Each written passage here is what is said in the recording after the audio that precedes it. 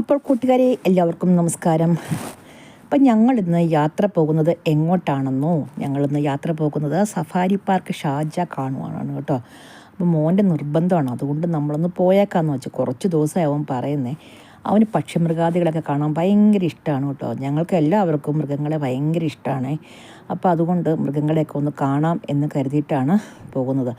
അപ്പം safari park Sharjah എന്ന് പറഞ്ഞാൽ ആഫ്രിക്കൻ വനാന്തരങ്ങളുടെ ഒരു മിനി പതിപ്പാണ് കേട്ടോ. ആഫ്രിക്കൻ വനാന്തരത്തെ, അവിടുത്തെ മൃഗത്തെയും അവിടുത്തെ പക്ഷിമൃഗാദികളെയും സസ്യലതാദികളെയൊക്കെ ഒന്ന് റീക്രിയേറ്റ് ചെയ്തിരിക്കുന്ന സ്ഥലമാണ് കേട്ടോ. അപ്പോൾ കണ്ടോ, നല്ല കാട് കാണുമ്പോൾ നമുക്ക് ഇടുക്കിയെ ഓർമ്മ വരുന്നു. ഇവിടെ ഇതൊക്കെ വളരെ റെയറാണല്ലോ. അതുകൊണ്ട് തന്നെ ഇടുക്കിയിലുള്ള പല സസ്യജാലങ്ങളും ഇവിടെ ഉണ്ട് കേട്ടോ. അപ്പം നമ്മളിവിടെ എത്തിക്കഴിഞ്ഞു, പ്രകടന സ്ഥലത്ത് എത്തി. അതിനുശേഷം കാറ് പാർക്ക് ചെയ്തു. അതിനുശേഷം നമ്മളങ്ങനെ പൊയ്ക്കൊണ്ടിരിക്കുകയാണ് കേട്ടോ എൻട്രൻസിലേക്ക്. അപ്പോൾ ഇതും ആഫ്രിക്കൻ മോഡലിലാണ് ഉണ്ടാക്കിയിരിക്കുന്നത് എന്ന് വേണം മനസ്സിലാക്കാൻ.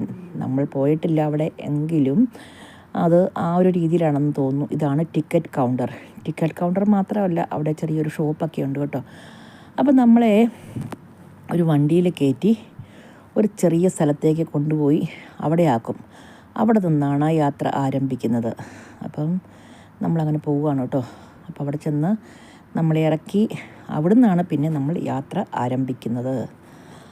അപ്പം നമ്മളൊരു സ്ഥലത്തെത്തി, അവിടെ എത്തിച്ചേർന്നിട്ടുണ്ട്. അപ്പോൾ അവിടെ കുറേ ആൾക്കാരൊക്കെ ഉണ്ട് കേട്ടോ. എല്ലാവരും കൂടെ പോകാൻ വേണ്ടി തയ്യാറായി ഇരിക്കുകയാണ് കേട്ടോ.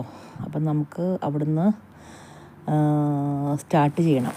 അപ്പോൾ അവിടെ പോകാൻ വേണ്ടി ഇരിക്കുന്ന ആളുകളുടെ ചിത്രങ്ങളാണ് കേട്ടോ.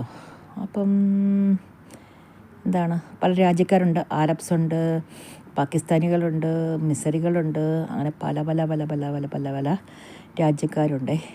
അപ്പം നമ്മളങ്ങനെ വണ്ടിയിൽ കയറി കേട്ടോ. അപ്പം നമുക്ക് കയ്യിലൊരു സാധനമൊക്കെ കെട്ടിത്തരും. അതൊക്കെ സ്കാൻ ചെയ്തിട്ടാണ് കയറ്റി വിടുന്നത് കേട്ടോ. വളരെ സെക്യൂർ ആയിട്ടുള്ള ഒരു സ്ഥലം തന്നെയാണ്. അപ്പോൾ നമുക്ക് കിട്ടിയത് സെക്കൻഡ് റോയാണ് കേട്ടോ. അപ്പോൾ അവിടെ ഇരുന്നാൽ നല്ല വെയിലാണ്. അപ്പോൾ അവർ ആദ്യം തന്നെ പറയുന്നുണ്ട്, വെയിലിനെ പ്രതിരോധിക്കാനുള്ള എല്ലാ നടപടികളും നമ്മൾ ചെയ്തു കൊള്ളണമെന്ന് പറയുന്നുണ്ട്. ഞാൻ ഒരു മാസ്കും ഒരു തൊപ്പിയൊക്കെ വച്ചിട്ടുണ്ട്. പിന്നെ വേറെ ആരും അങ്ങനെ വെച്ചിട്ടൊന്നുമില്ല. പിന്നെ ഞാനാണല്ലോ ശ്രദ്ധിക്കേണ്ടത്, നമ്മുടെ ഗ്യാരണ്ടി കളറാണല്ലോ. പിന്നെ അതുമാത്രമല്ല, എനിക്ക് സൺ അലർജിയുണ്ട്. പെട്ടെന്ന് ഞാൻ സൺ അലർജി ഉണ്ടാവും എനിക്ക്. അതുകൊണ്ട് വളരെയധികം സൂക്ഷിക്കേണ്ടതുണ്ട്. അപ്പം അങ്ങനെ നമ്മൾ ആദ്യമായിട്ട് കാണുന്നത് മാനുകളെയാണ് കേട്ടോ. മാനുകൾ, പിന്നെ കണ്ടോ, പിന്നെ ദേ ആന. ഇത് ആഫ്രിക്കൻ ആനയാണ് കേട്ടോ. ആഫ്രിക്കൻ ആന, നമ്മുടെ നാട്ടിലെ ആനയല്ല, ആഫ്രിക്കൻ ആന. അപ്പോൾ അതിന് തുമ്പിക്കൊക്കെ കുറച്ച് നീളം കൂടുതലുണ്ട്, കൊമ്പിന് നീളം കൂടുതലുണ്ട്, കുറച്ച് വലിപ്പം കൂടുതലുണ്ട്. അപ്പോൾ നമ്മൾ ആഫ്രിക്കൻ ആനയെ കണ്ടു. പക്ഷേ ഇവിടെ കൂടുതലും നമ്മൾ കാണുന്നത് മാനുകളെയൊക്കെയാണ് കേട്ടോ. പലതരം മാനുകൾ. പിന്നെ ഇതെന്താണ്, അതുപോലെ ഇടയ്ക്കിടയ്ക്ക് ഇങ്ങനെ അരുവികൾ സംഭവങ്ങളൊക്കെ ഉണ്ട് കേട്ടോ. അരുവികൾ, ചോലകൾ, അങ്ങനെയുള്ള സംഭവങ്ങളൊക്കെ ഇവിടെ ഇടയ്ക്കിടയ്ക്കുണ്ട്. അപ്പോൾ ഇത് കാട്ടുപോത്താണ് കേട്ടോ. നമ്മുടെ നാട്ടിലെ പോലത്തെ കാട്ടുപോത്തൊന്നും എല്ലാം ഡിഫറെൻ്റാണ്. നമ്മുടെ നാട്ടിലെയും അതുപോലെ ആഫ്രിക്കയിലെയും മൃഗങ്ങൾക്ക് കുറച്ച് ഡിഫറൻസ് ഉണ്ട്.